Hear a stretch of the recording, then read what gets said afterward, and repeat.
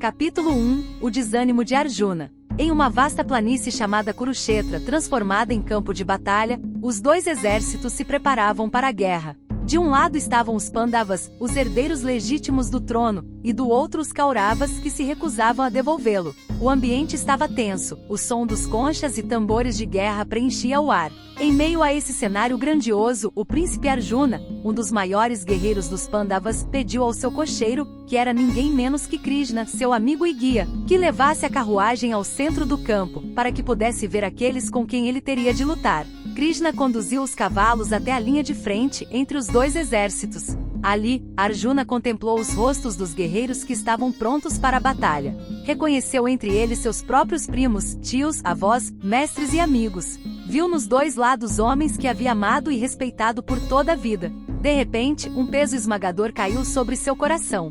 Sentindo-se consumido pela dúvida e pela tristeza, Arjuna abaixou o arco e disse a Krishna que não poderia lutar. Ele não via sentido em matar seus parentes por um reino que, mesmo conquistado, seria manchado de sangue. Questionava-se sobre o valor da vitória quando ela custaria a destruição de sua própria família e da tradição moral. Com lágrimas nos olhos, o grande guerreiro sentou-se no chão da carruagem, incapaz de agir. Capítulo 2 O caminho do conhecimento Sankhya Yoga. Arjuna, ainda abatido e consumido pela dor, permaneceu em silêncio, com a mente envolta em confusão. Krishna, ao ver seu amigo tão desorientado, olhou para ele com compaixão, mas também com firmeza.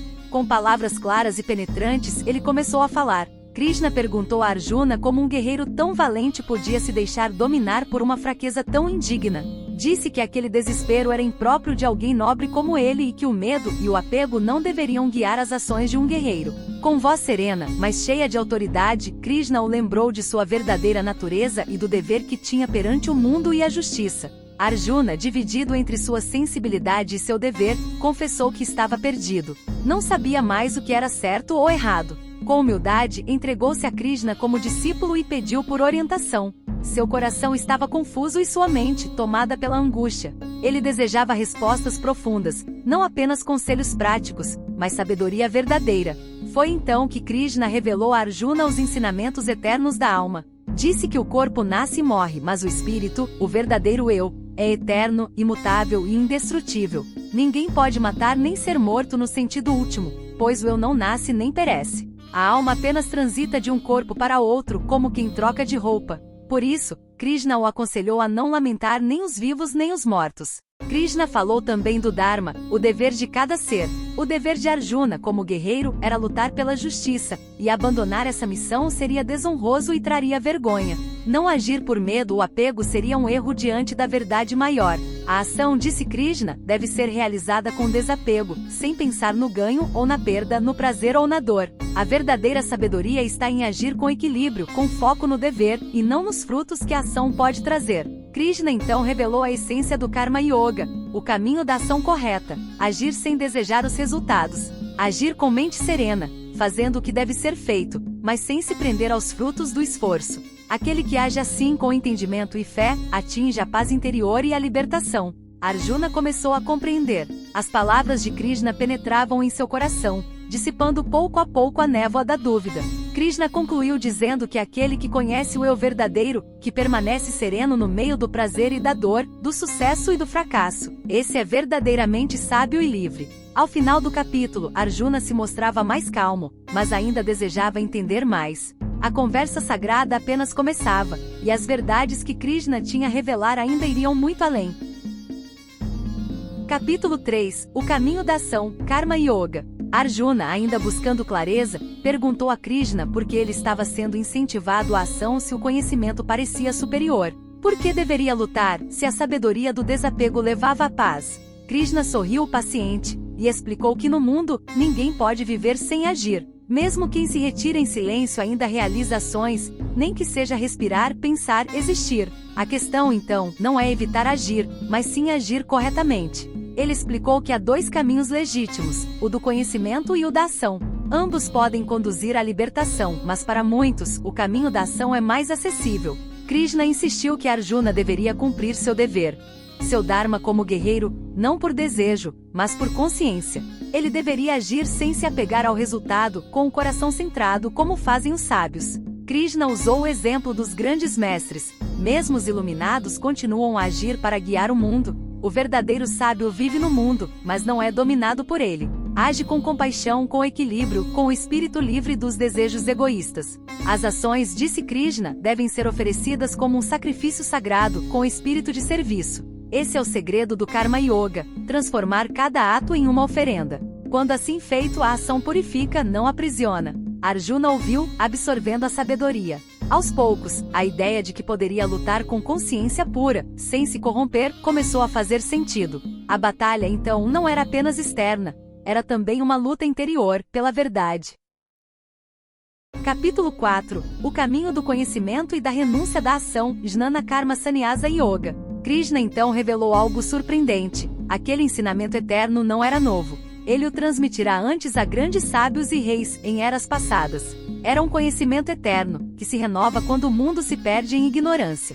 Arjuna ficou confuso. Como poderia Krishna ter ensinado aquilo há milênios? Krishna respondeu com serenidade. Ele, Krishna, era uma encarnação divina. Embora nascesse neste mundo como homem, sua consciência era imortal. Sempre que a justiça declinava e o mal crescia, ele nascia novamente, para proteger o bem e restaurar o Dharma. Krishna explicou que os sábios que conhecem essa verdade não são presos pelas ações. Eles agem, mas não se identificam com os frutos. Sabem que o eu verdadeiro é o observador, não o corpo, nem a mente, nem o fazedor. Quem alcança esse entendimento transcende o ciclo do karma. O conhecimento queima os vínculos da ação, como fogo consome tudo o que toca. Por isso, Krishna encorajou Arjuna a buscar esse saber com humildade, devoção e questionamento.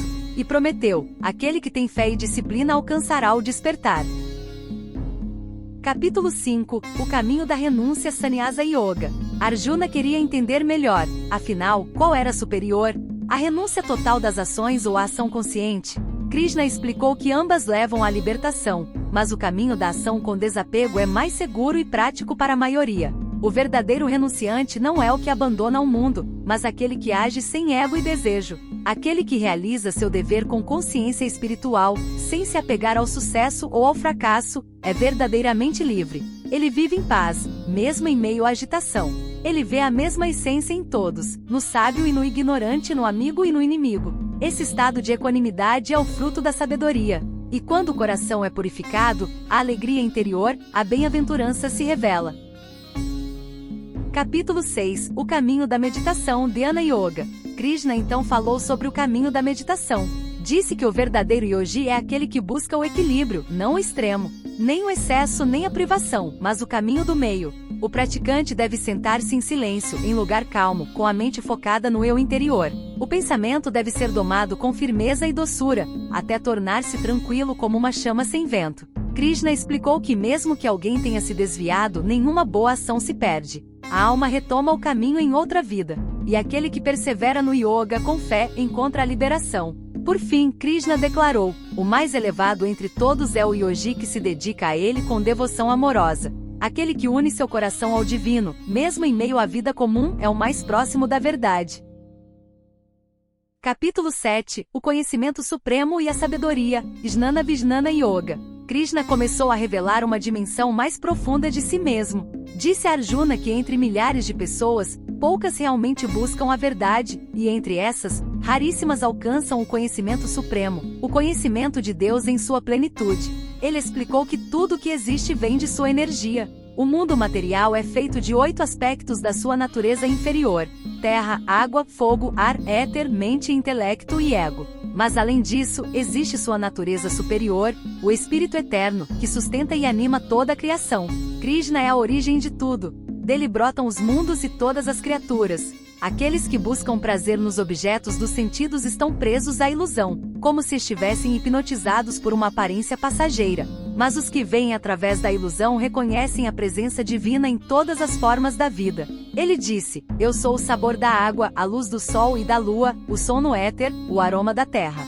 Eu sou a inteligência dos inteligentes e o brilho dos brilhantes. Ver isso é o começo da verdadeira sabedoria. Muitos se voltam aos deuses buscando resultados imediatos, mas poucos percebem que é o próprio Krishna quem sustenta todos os caminhos de fé. Até mesmo os que adoram outras formas estão inconscientemente voltados a ele. Capítulo 8. O Eterno e o Transitório, Akshara Brahma Yoga. Arjuna queria entender o que acontece no momento da morte, e como uma alma pode alcançar o Supremo após deixar o corpo. Krishna explicou que aquele que na hora da morte, fixamente em Deus, alcança sua presença eterna. O momento final é decisivo, pois reflete toda a vida vivida. Ele revelou os caminhos do retorno e da não volta. As almas que seguem o caminho da luz, vivendo com disciplina e sabedoria, não retornam ao mundo físico.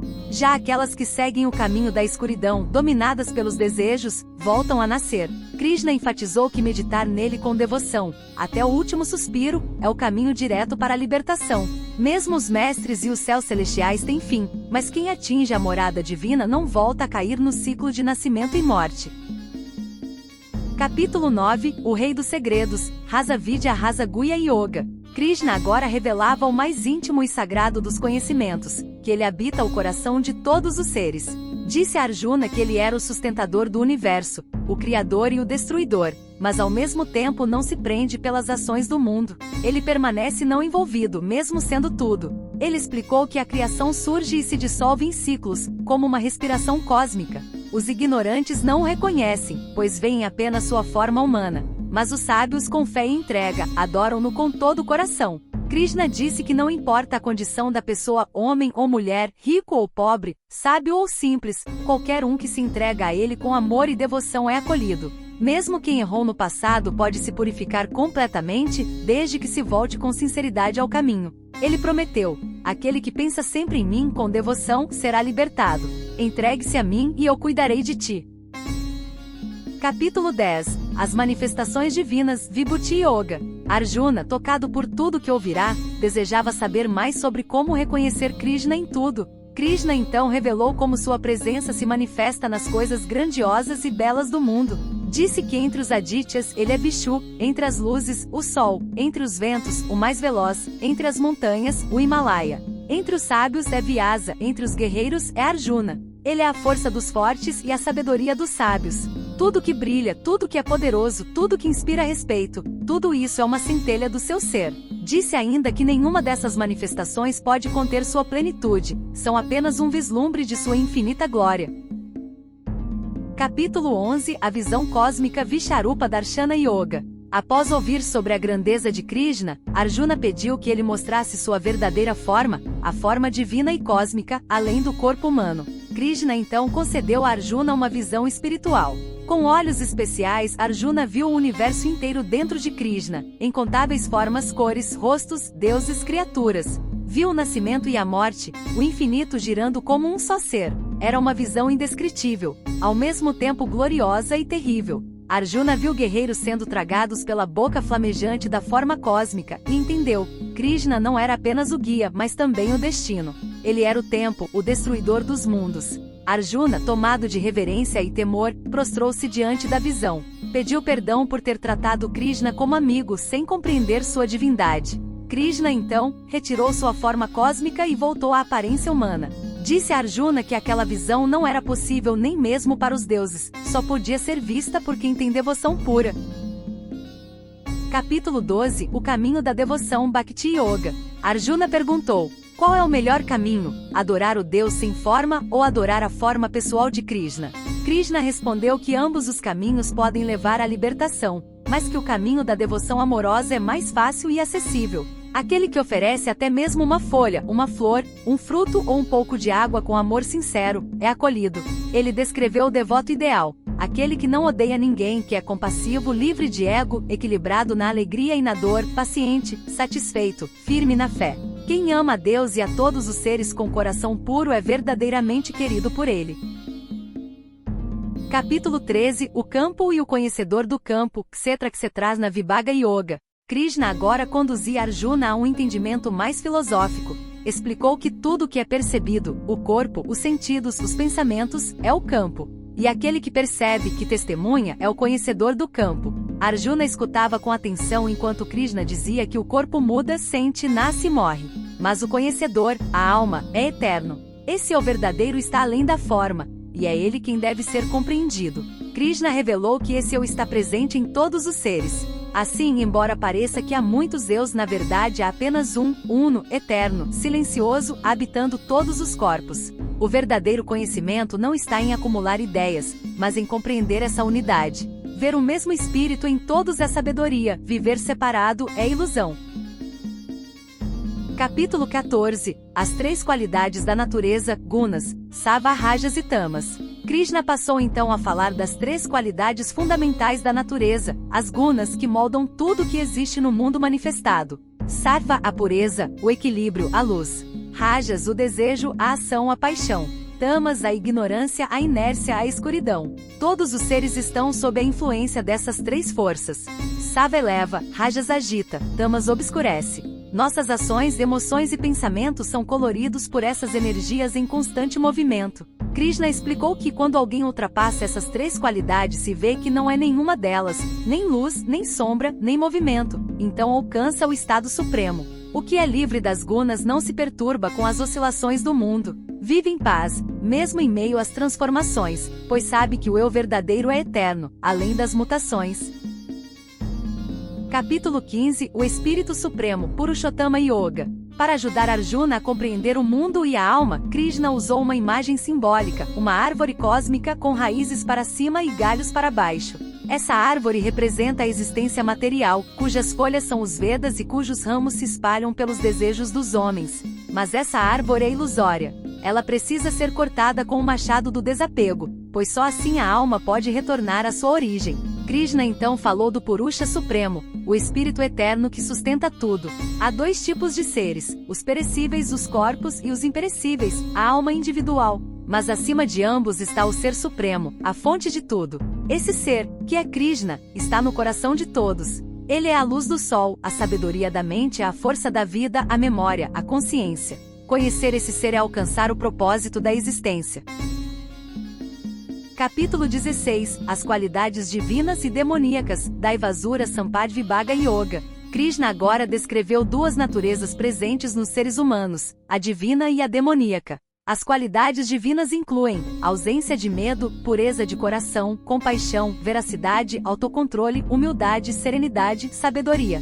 As qualidades demoníacas são arrogância, hipocrisia, raiva, crueldade, ignorância, egoísmo, desejo insaciável. Krishna advertiu que os que se deixam dominar pelas qualidades inferiores vivem presos ao ciclo do sofrimento. Já os que cultivam a natureza divina caminham rumo à liberação. Ele insistiu que cada um deve observar sua própria natureza, reconhecendo que precisa ser purificado e cultivar o bem com sinceridade e coragem. Capítulo 17. A fé segundo as qualidades, Shadadatraya Vibhaga Yoga. Arjuna perguntou sobre a fé daqueles que não seguem os ensinamentos tradicionais, mas que adoram com sinceridade. Krishna explicou que a fé também é influenciada pelas três gunas. A fé sática é pura, voltada ao bem, guiada pelo discernimento. A fé rajásica é motivada pelo orgulho e desejo de recompensa. A fé tamásica é cega, baseada na ignorância ou práticas destrutivas. Mesmo o alimento, os rituais, os sacrifícios e os votos são moldados por essas qualidades. Por isso, é importante agir com consciência e intenção pura. Krishna concluiu dizendo que qualquer oferenda, doação ou sacrifício deve ser feito com fé, sem apego ao resultado, e invocando o nome divino com devoção.